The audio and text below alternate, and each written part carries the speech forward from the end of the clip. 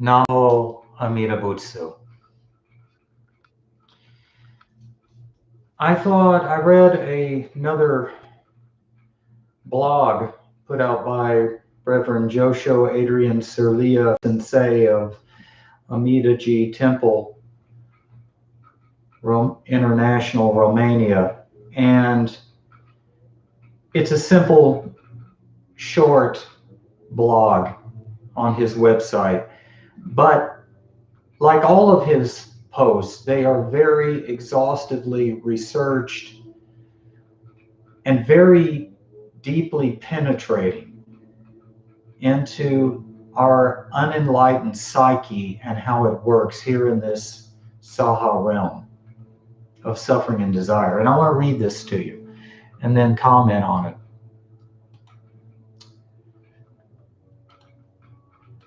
Go ahead and pull it up here.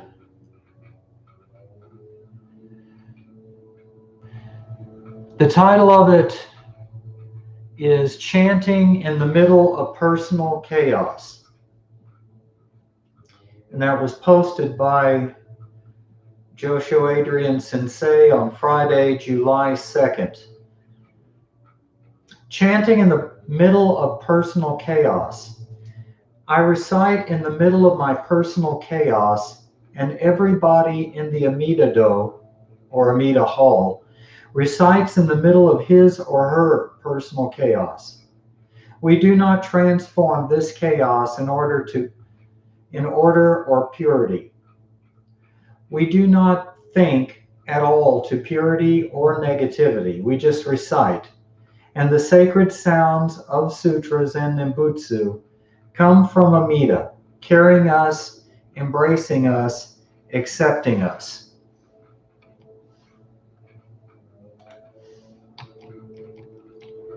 In Jodo Shinshu, we leave everything to Amida Buddha, our bad karma and our good karma.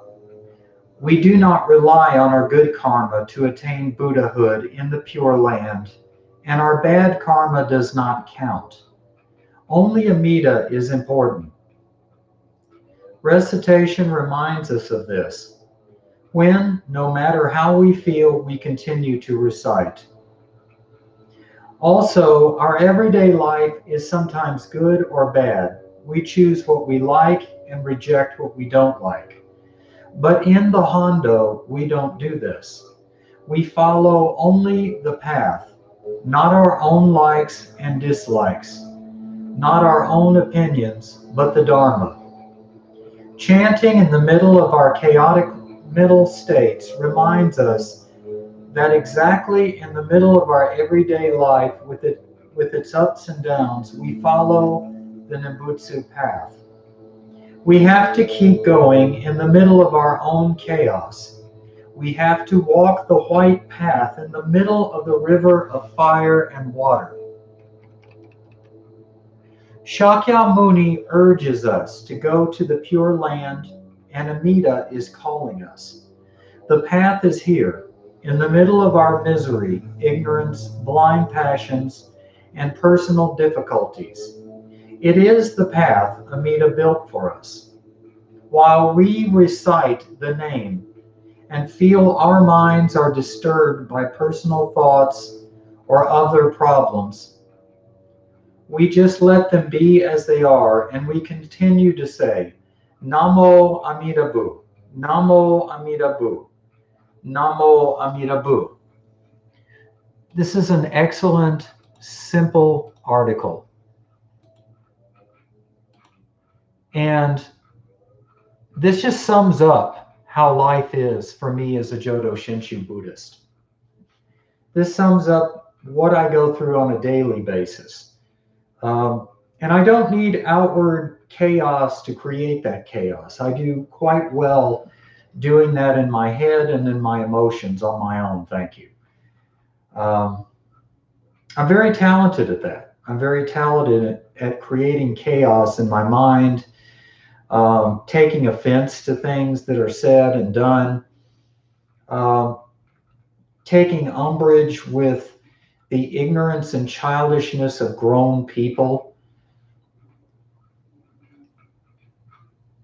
You know,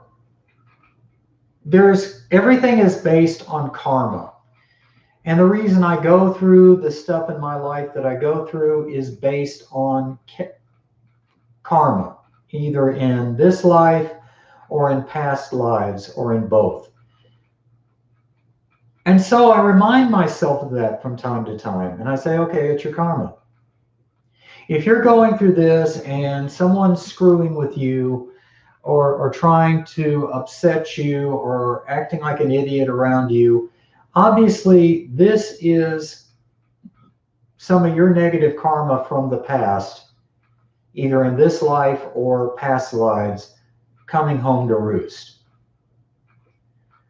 And as my Dharma brother Gankai likes to say in his videos, as he talks about Angulimal approaching Shakyamuni, and for those of you who don't know, Angulimal was a murderer. He was a serial killer who tried to kill Shakyamuni Buddha and ended up converting due to a miracle performed by Shakyamuni Buddha.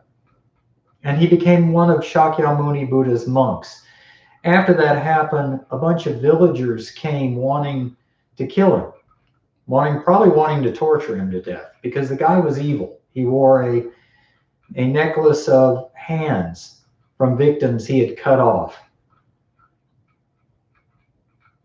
I guess he probably fancied himself to be an incarnation of the goddess Kali or something.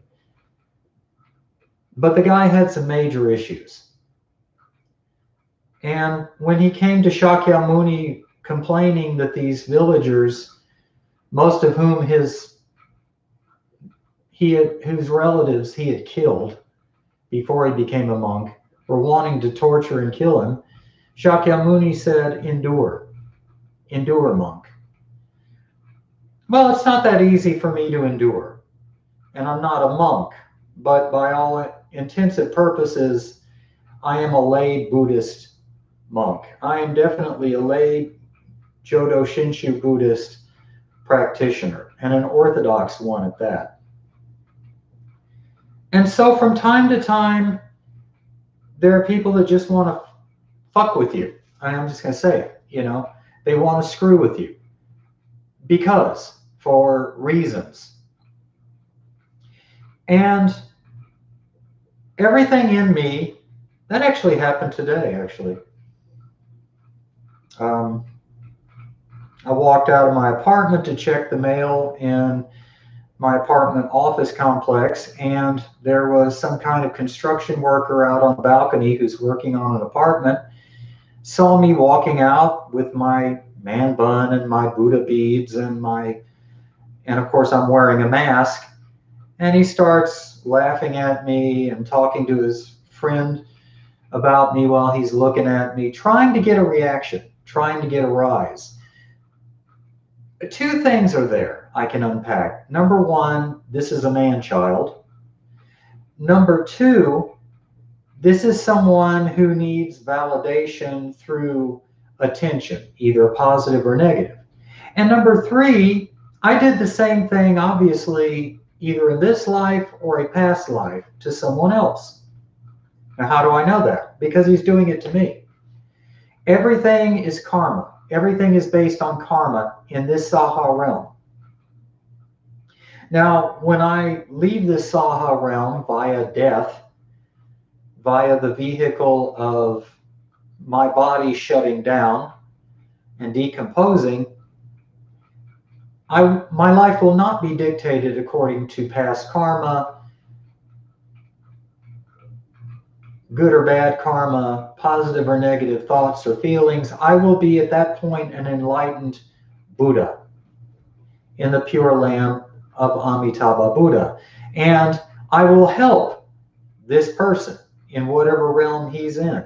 This guy who was screwing with me this morning, who pushed my buttons. Quite successfully, obviously. And that's the thing, I'm not enlightened in this life. And so I'm at the mercy of karma. And I can ask myself, why do these idiots want to screw with me?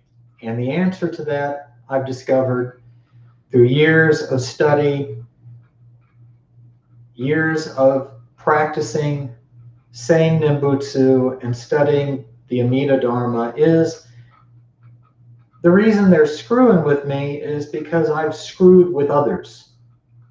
I know I've screwed with others as a young man, as a not so young man in this life, but I've also screwed with others in countless other lives.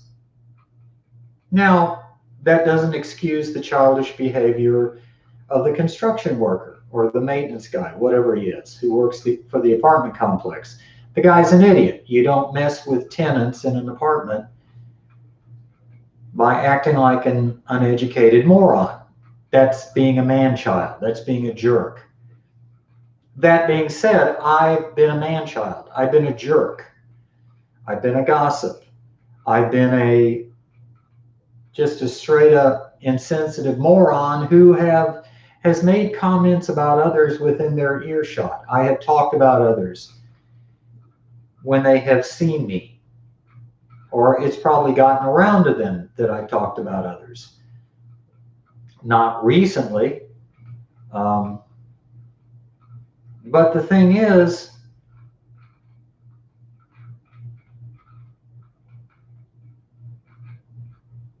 the wonderful thing about this is it focuses on the fact that we are unenlightened. This article, which I put in the description below, it's down there. Please check it out. Please read it. It's called Chanting in the Midst of Chaos. It is something, it's basically Shakyamuni telling Angulimal, endure, monk. You're a monk now. Shit's going to happen. You created bad karma up until the point you become a monk. I've created much bad karma, I can tell you, up until the point where I received simple faith, the one thought moment of Shinjin, which has changed my life. But that doesn't cancel out the pain I've caused to others in this life and in past lives.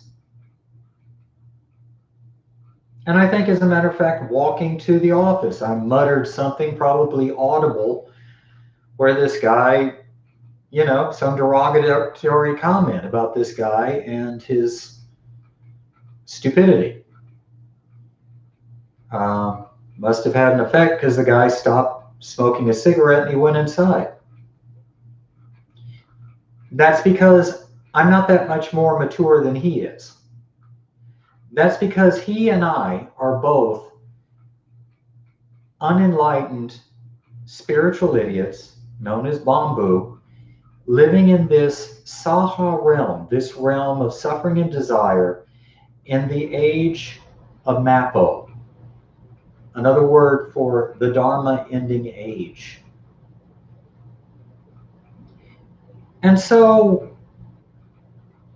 that's my response. I was going to make a video anyway, but I'm glad this took place because it drives home, if not to anyone else, to me, why I need to just say Nimbutsu. Just say Nimbutsu. Just do Dharma study. Not all the time, not 24 hours a day. But the thing is, there's always going to be stupid people. There's always going to be stupid people, grown people acting like children, making childish comments, making hurtful comments. In this Saha realm, this is why it's known as the realm of suffering and desire. This age of Mappo is known as the Dharma ending age because people are moving further and further each passing year from the time Shakyamuni walked the earth, from the time when he was physically present on this earth and his Buddha field was the influence for this world. And now that Shakyamuni has gone into parinirvana, didn't die, his body disintegrated, but he is very much alive as a living, active Buddha, as are all enlightened Buddhas in the here and now, which has no relevance for a Buddha. The here and now means nothing, because time and space mean nothing to an enlightened, transcendent Buddha. And in my next life, I will be one of these people, because I have entrusted myself and my karmic destiny to Amitabha Buddha. I say his name in faith, and I wish to be born in his pure land. And because he is a Buddha, in his vows he said, if I would not go to the pure land after doing these things, may he not become a Buddha. Well, he is a Buddha. He has been a Buddha for many kalpas, and shall be for many, many, many, many, many kalpas. And because of that, I will be a Buddha in my next life.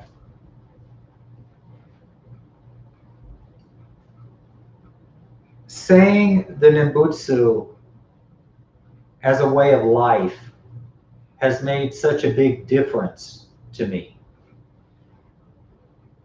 Saying the Nimbutsu, regardless of what I've done, what I'm thinking, has clarified the power of my faith, which does not come from me. That other power faith that comes from Amitabha Buddha, that faith